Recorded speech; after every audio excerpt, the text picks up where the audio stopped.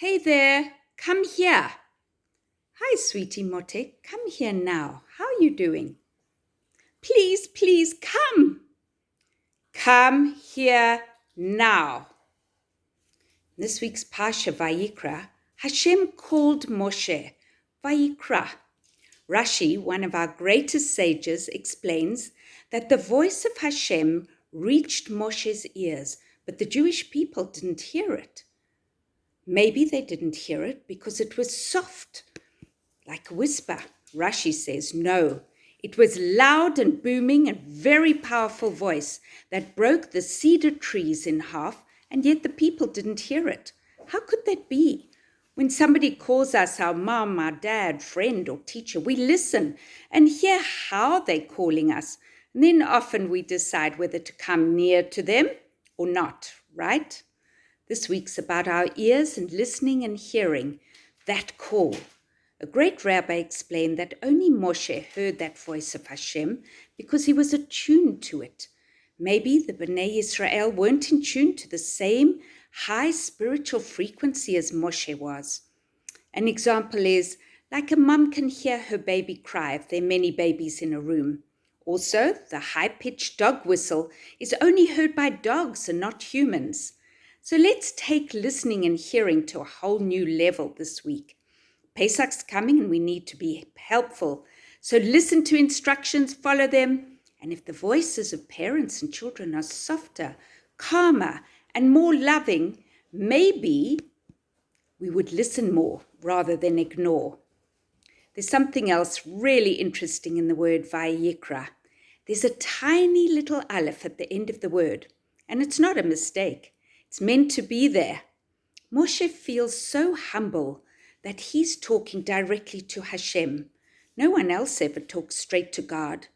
Moshe doesn't show off or think he's great just because he's talking to Hashem. Moshe teaches us the greatest lesson that we can learn, which is we learn more in life when we're humble and not a know-it-all. A great listening activity to play with the family this week is Chinese whispers or broken telephone. Whisper a word or sentence in someone's ear only once. They whisper it to the next person and pass it on until the last person. And the last person says it out loud. Is it the same message as at the end as the beginning? Often not. It works out pretty funny. Try it. We also learn about the karbanot, the sacrifices. And because we don't have the Beis HaMikdash today, instead of karbanot, we bring Hashem our prayers, our tefillah, the children's prayers. All our prayers are so precious to Hashem. And through our prayers, we can try and tune into the right frequency so Hashem hears us and we hear him. There's more about that in my blog. I learned something pretty amazing in this week's Parsha, which I'd love to share with you. Do you know what this is?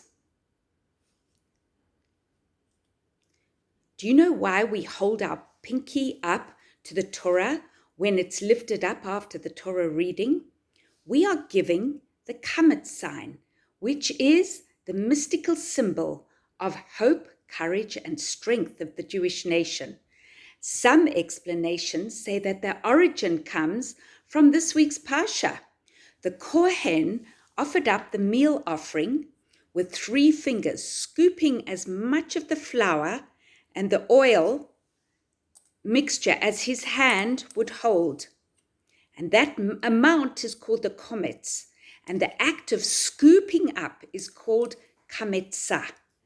Rashi describes this as one of the most difficult sacrificial services. And I think that explanation is pretty cool. There's more details in my blog. So the activity before Pesach, while there's flour in the house, is pour some sifted flour and oil into a bowl and try the 3-fingerful scoop. See how much you can pick up. No pinky or thumb. There's also a picture of a kametz to color in and print from the blog. This is one of my grandchildren did this and colored it in. Finally, cooking. This was quick and easy and tasty. Just flour and oil, making the mincha meal offering. Cook it in a pan, and you have some kind of pancake, a wrap, a laffa. Fill it, eat it plain. It's actually yum, and it doesn't rise. You can even serve it with frankincense. If you can get that, Shabbat Shalom from Safta Laya.